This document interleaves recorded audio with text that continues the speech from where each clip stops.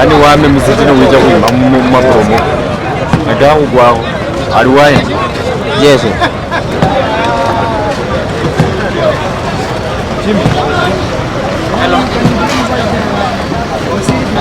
Anora propo kizino. Tony utasonga simami hapo. My record in Bungoma is very clear.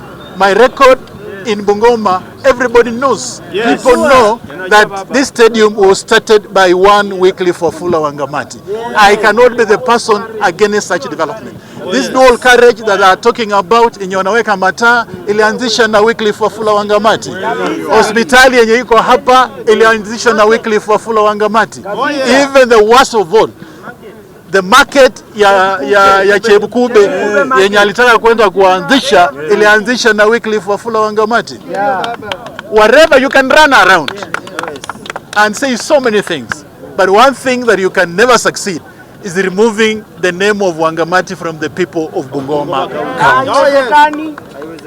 You have come here, you have affected my father, I feel it, I can see how he's feeling, but I can also assure every single person who is here that the Wangamatis, if it is biashara, we will come back.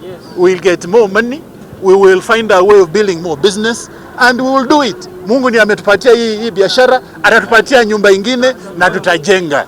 So today ikianguka haimaanishi ni mwisho wetu.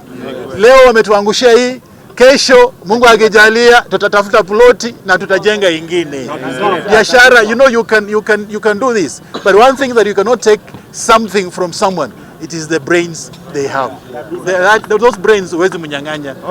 Unaweza nitupa ufanye chochote yenye unaweza kufanya, but I can tell you we will be back as a family. Mungu alitupatia, nyinyi mmeangusha. Mungu atatupatia ingine, pia mtakuja mtafute kutuangushia. This plot was advertised by then the Bungoma County Council in 1968 for somebody who can run a petrol station in Bungoma. Mzee applied for it, he got it, he was given a lease in 1970 to run a petrol station. For all those who are born in the 70s and 80s, you must have seen that Ajib Petrol was part of this. So Mzee ran this Ajib, and I think he had another petrol station in Malaba, he had another one in Kakamega. He ran this petrol station. The gazettement of the so-called Kanduyi Stadium happened in 1973 when Mzee already had a lease to run a petrol station. Now, moving forward, January this year, the county government of Bungoma, under the leadership of the CEC of Lands, Sasita, gave a notice to people around Kanduyi here, saying that they give us 7 days to remove our buildings, because in that notice, the argument is that we are all sitting on the public land that belongs to the county government. As law-abiding citizens, we went to court within those 7 days, got an injunction in the High Court, in the Environmental and Lands Court, and they gave us a hearing which happened 2 weeks ago.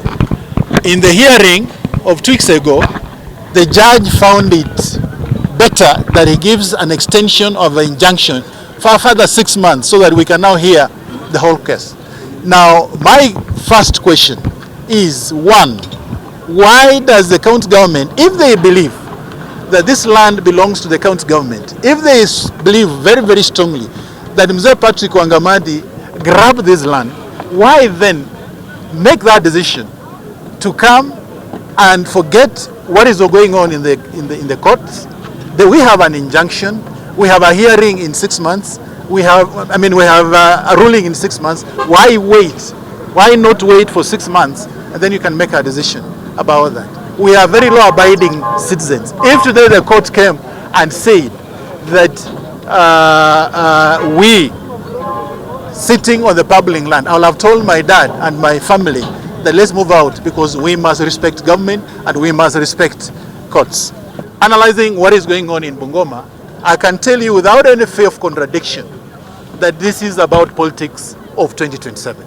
This is about who is going to be the governor of 2027.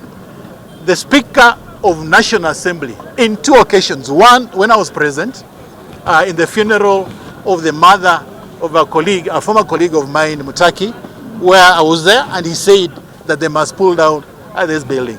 Recently, when he was addressing the county assembly of Bungoma, he also said that he must revenge against the Wangamatis. Now, this is not about us as a family grabbing the land. This was between Wycliffe Wafula Wangamati and Moses Masika Wetangula, the Speaker of the National Assembly. This is a war between the Wangamatis and the Wetangulas. And I want to tell the Speaker of the National Assembly that, one, if you feel that when I was governor I made mistakes, address me, come after me. Don't go after my father, don't go after my family, don't go after anybody else. Because the other day they were going after my mother-in-law, who is also just a neighbor to this stadium. Mimi kama Wangamati, I'm the one who started this stadium. I cannot be against development. I cannot be against the infrastructure development. If the way we are behaving, then what is the use of having courts in Bungoma? Sababu kesi yetu yuko courts, hawa wenyewe wameona na wameona. Mimi nilipata hii plot 1968, nikapata title deed, lease yangu nikapata 1970. Na hii nini stadium wakati tunaanza kujenga stadium hapa, it was 1970, actually 75. They started asking for this plot 1775. Na ndio wakapata, wakaregister yao, vile vile wakajenga petroli ile stadium ile mliona. My children, I want you just to assist me. Let's tell our own count, because our own count consists of Lusaka governor na Wetangula amekuwa senator, alafu sasa yuko national speaker. These are the people who should be able to help the people of Bungoma to develop Bungoma. Kama iko neno lingine mnataka nisungumuze, iko maneno sana. Compensation wewe unajua katika Kenya serikali gani itampa wewe compensation?